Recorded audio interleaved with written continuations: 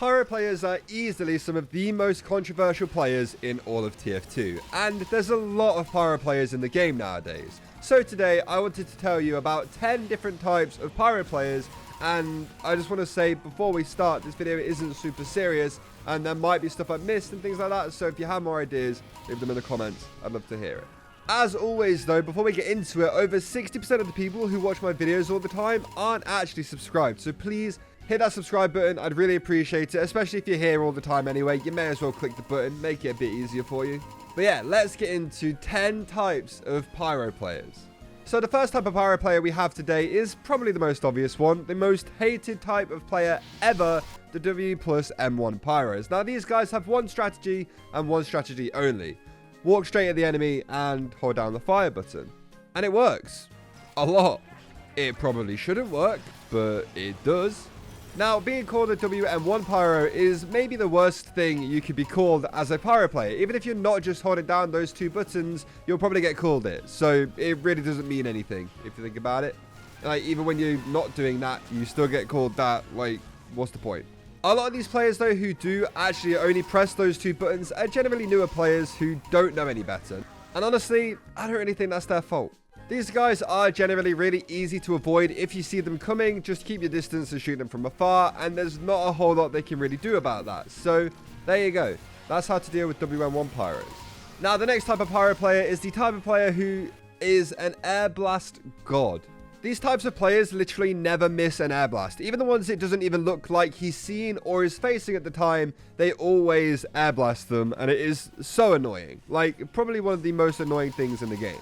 Like, even more annoying than the WM1 Pyros going around. Like, these guys make fighting as a soldier nearly impossible, and having to predict when they're predicting when you're going to shoot a rocket at them can get a little bit annoying.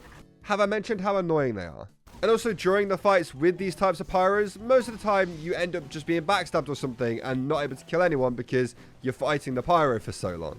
These guys actually know how to play Pyro and use all of the features that the flamethrower gives to him, so I can't really be too mad about it. Like, people complain about WM1 Pyros because they need to learn to play Pyro properly. Now, these guys do play Pyro properly, and it really counters soldiers and demos, which is good. The counter works great.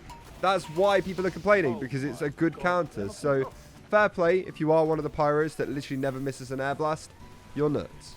And I hate you. I'm kidding. Okay, I don't know what it is about Pyro players, but they always seem to have the most cursed loadouts in all of TF2. You look at a loadout and it takes you a while to figure out what you're actually seeing with your eyes. That's how kind of weird it is. The Pyro has just been given a whole host of weird cosmetics over the years, and being able to just put 3 of the hundreds of weird cosmetics together mean people can make some of the strangest cosmetic sets I have ever seen, and at this point people just kind of accept it. It's actually quite a smart strategy because only other people get to see your loadout while you're playing the game, and if it's so cursed that people are like, I don't know what that is, they will spend more time looking at that rather than shooting you instead. Maybe that's why they do it. Next, we have a more rare type of Pyro player, I guess, the Pyro Sharks. Now, these guys dwell in maps like 2-4, maybe Sawmill, and sometimes the really rare type of Pyro Shark exists in Lakeside. That tiny little pool of water around the health pack is the only place their loadout is useful on that map, but you still see them sometimes.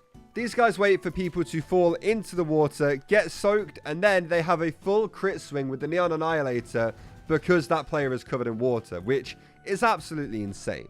Now, I haven't seen these guys in quite a while. I'm a little bit worried there might be a dying breed, but I'm sure if I actually looked and was playing maps they appear on, I'd find them a lot more. But I don't want to put myself through any more 2-4 games.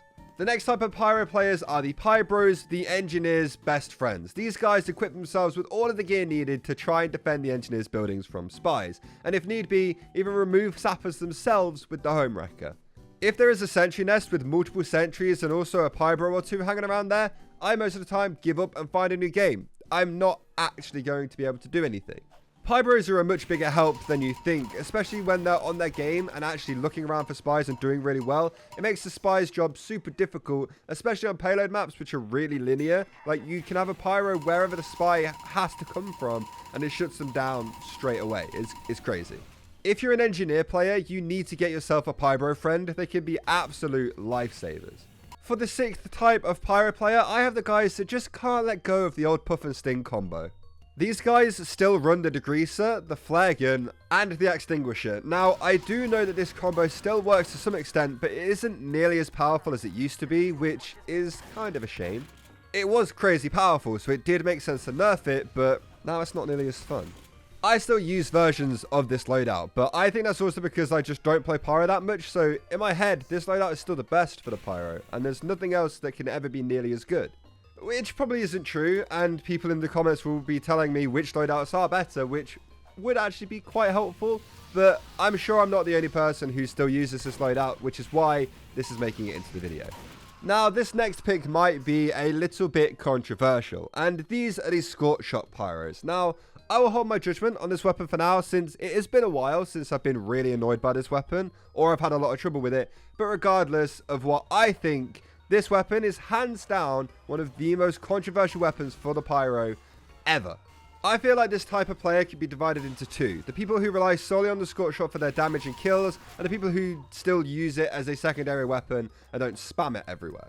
This weapon has a bit of a blast radius on it, which means it doesn't always need you to hit to do the damage. You can actually just hit near the person, it explodes, and you still set somebody on fire. You can see maybe why people get annoyed about that. I fully understand why people think it's annoying, and also I understand why Pyromains might say it's not actually that big of an issue. It's a weird one. I guess it depends on what your experience is and which class you're playing at the time. Like, if you're a Pyro, you're obviously not going to think it's a bad thing because you like using it. If you're any other class, you might hate this gun. I can't bring myself to use it. I feel ridiculously dirty, but if you use it, good for you, I guess. Now, I know a lot of these players are based around weapons that the Pyro has, but it feels like just changing one singular weapon on the Pyro completely changes the playstyle of him and basically makes it a completely different class. So the next type of player is the Jetpack Pyros. Now, normally this is accompanied with a back burner. These guys can be seen soaring through the skies on any map with a good skybox. They'll end up dropping behind you and getting full crits and basically melting you instantly with the back burner. You have no chance to respond to this at all. You're just dead. This looks like such a super fun way to play Pyro, honestly, and I want to play Pyro more and play different maps just to try this loadout out, which no other weapon so far has made me want to do. Seeing people pull this kind of stuff off properly really looks cool to me, and I don't know why. I think it reminds me a lot of when the degreaser, the flare gun, and the extinguisher were still a working combo. It's like actual combo play in TF2, which still works really well and is really fun to pull up. The jetpack was actually just a really good addition to the game. It gives the Pyro a little bit more movement and a few other options in fights, which is quite nice, and to be honest, it does just look pretty cool, doesn't it? Anyway, moving on, we actually have the final type of player that is based on a weapon, I promise, and that type is, and I think most of you have guessed it anyway, the Flog Pyros. The other one of the two most controversial weapons that I mentioned earlier, and I think this might be the most hated gun in all of TF2.